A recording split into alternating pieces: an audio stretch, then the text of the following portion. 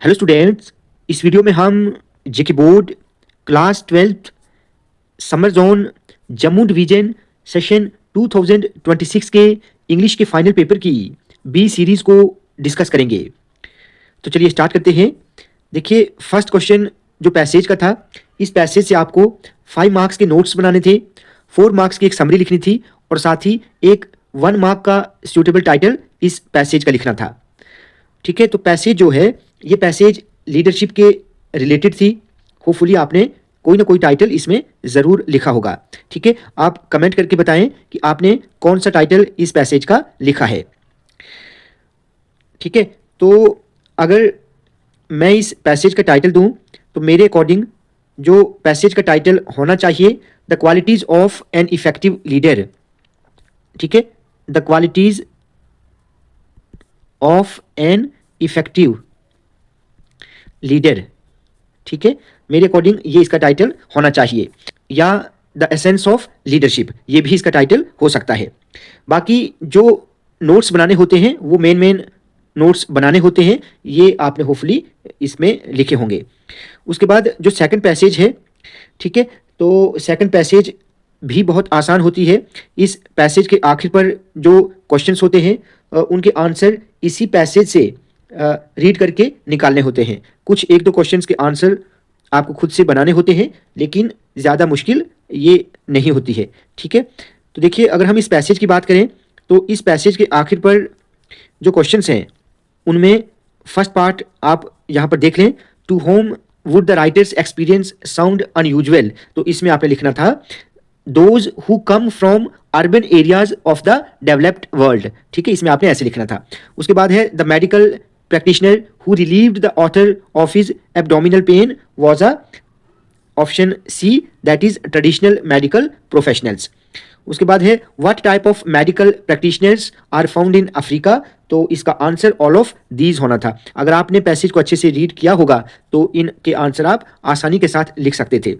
उसके बाद give the synonym of affluent, तो इसका मतलब होता है वेल्दी। ठीक है, वेल्दी, दौलतमंद जिसको हम कहेंगे, या फिर अगर आपने प्रॉस्पेरस लिखा होगा, ठीक है, प्रॉस्पेरस, तो वो भी ठीक होगा। ठीक है, वेल्दी या prosperous. Use which in a sentence of your on sentence. ठीक है, तो इसको भी होपफुली आपने किया होगा, आप कमेंट करके बताएं। Then what do the World Health Organization demographic studies indicate. तो देखिए, it indicate that for 75 to 90% of the rural population of the world, the herbalist is the only person who handles their medical problems। तो इसमें आप ऐसे लिख सकते थे। उसके बाद है the statue of traditional medical practitioners is not satisfactory in Africa. तो ये स्टेटमेंट फॉल्स है। ठीक है, ये फॉल्स है। उसके बाद है an African herbalist generally enjoys. तो इसमें आपने लिखना था the Prestige and reputation of being the real traditional medical professional. इसमें आपने ये लिखना था। ठीक है, ये आंसर भी आपको इसी पैसेज से मिल जाना था। उसके बाद है the home town of the author is, option C is correct answer, that is Ghana. ठीक है, and the last one is suggest a suitable title of the passage. तो अगर आपने पैसेज को अच्छे से पढ़ा होगा या अच्छे से समझा होगा तो आपने जो टाइटल लिखा होगा वो सही होगा। ठीक है, मेरे अकॉर्डिंग इसका टाइटल जो है वो है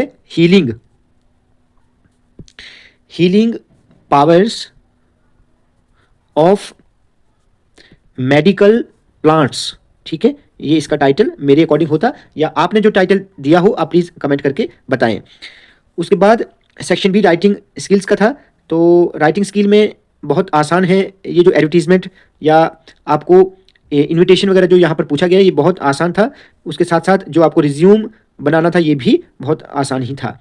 लेटर भी बहुत आसान था, लेटर कोई मुश्किल नहीं था, बहुत आसान लेटर था। ठीक है, उसके बाद आपको जो स्पीच लिखने के लिए दी गई थी, books are our best friends, ये भी बहुत आसान है। ठीक है, ये तो छोटी क्लासेस में ही ये ऐसे पैराग्राफ्स वगैरह होते हैं, तो ये बहुत आसान थी। उसके बाद एडिट द फॉलोइंग पैसेज। अगर हम इस पैसेज की बात करें तो यहाँ पर देखें she enters, she entered, mistake 1 थी। उसके बाद सेकंड लाइन में यहाँ पर सो की जगह आपको बट लिखना था, BUT।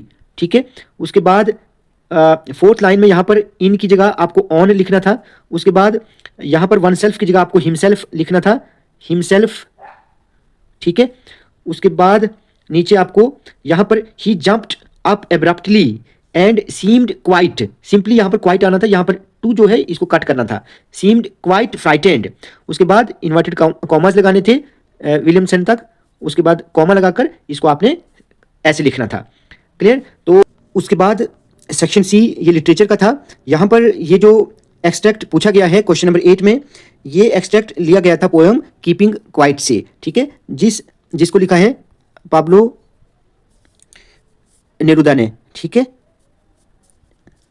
तो यहाँ पर देखिए इस एक्सट्रैक्ट के आखिर पर जो क्वेश्चंस हैं, why does the poet want us to keep quiet, तो इसमें आप लिख सकते थे the poet wants us to keep quiet so that we can experience a moment of stillness and unity. तो उसके बाद सेकंड नंबर पर जो पार्ट है, यहाँ पर आपको एक पोएटिक डिवाइस लिखनी थी। तो इस एक्सट्रैक्ट में जो पोएटिक डिवाइस यूज हुई है, जैसे इमेजरी आप लिख सकते थे, इमेजरी इसमें यूज हुई है, और साथ ही एलिट्रेशन भी इसमें एक पोएटिक डिवाइस यूज हुई है। तो ये भी आप आसानी के साथ कर सकते थे। जैसे fifth part name the poem and poet, तो पोएम कौन सी है? कीपिंग क्वाइट, और पोएट का नाम है पैब्लो नेरुदा, ठीक है। उसके बाद ये जो क्वेश्चंस हैं ये भी आसान क्वेश्चंस थे, होपफुली आपने इन सभी को अच्छे से किया होगा।